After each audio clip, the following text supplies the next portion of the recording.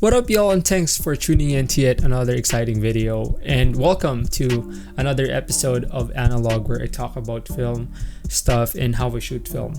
And in this video specifically, I will be talking about the Pentax 6.7 and why it is one of the best, if not the best, medium format SLR camera that you can get today.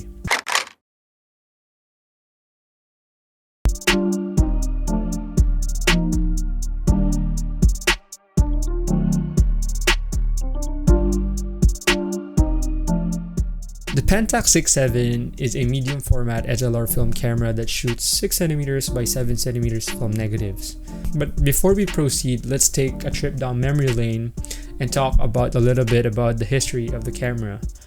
So the Pentax 6.7, or commonly known as Pentax 6x7, was originally released in 1969, and the first version is the non-MLU Asahi Pentax 6x7, followed by the non-MLU Honeywell Pentax 6x7.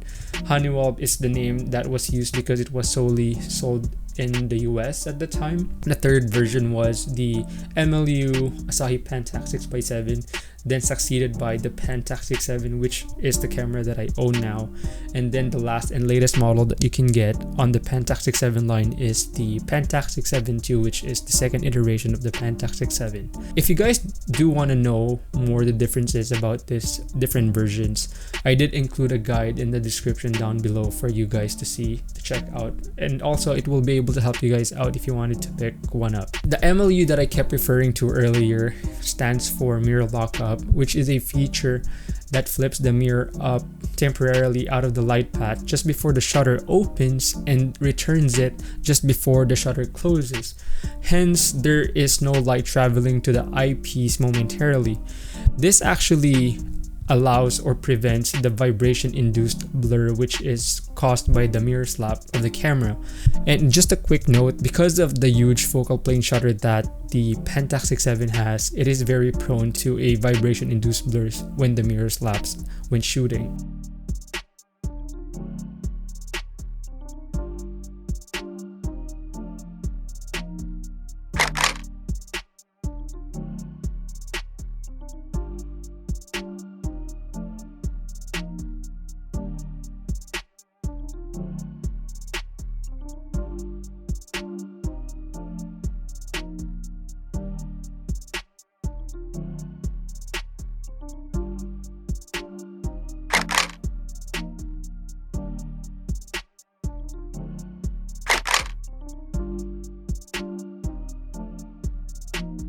This camera shoots both 120 film as well as 220 film, and in a roll of 120 film you can get 10 shots in a roll, while 220 film you can get twice as many of the 120 film. Although I have not tried that personally, but most people who have done so said that it's twice as many.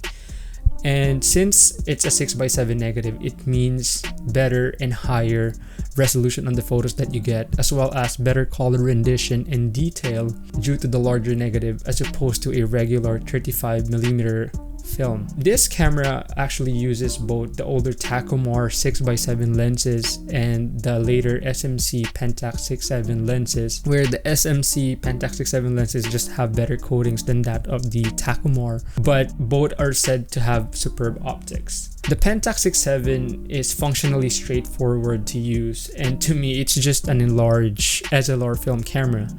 If you have shot a film SLR camera before, you should be able to operate this without a problem at all. Setting the ISO, shutter speed, aperture, and such are pretty self-explanatory. And this camera actually uses a TTL metering prism, where TTL stands for through the lens. The metering also uses a needle-like pointer that actually moves accordingly based on the amount of light that hits the meter. Also, it's worth noting that the camera uses a 6V 28L battery.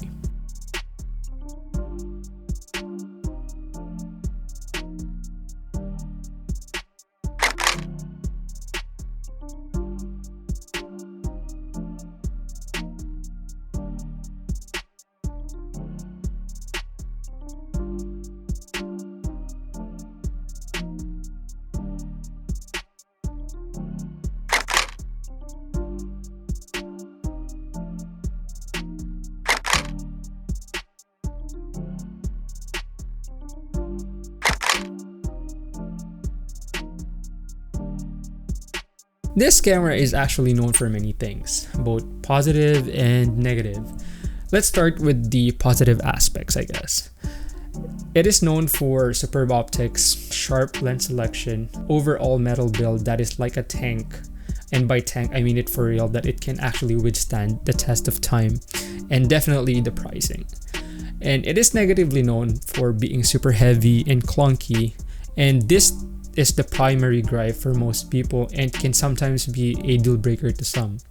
Although I have to point out that the weight of this camera, I really do like it.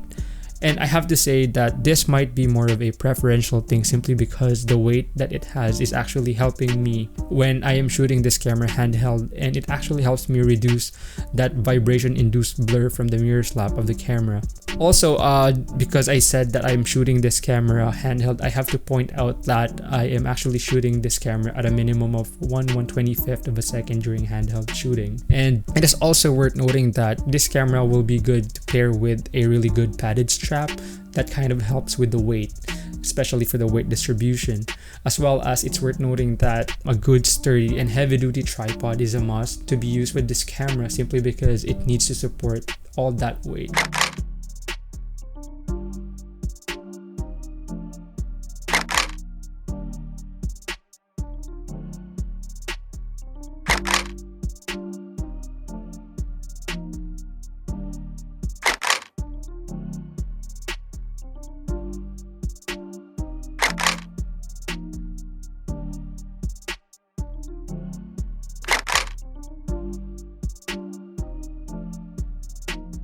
Overall, I am really happy with this camera.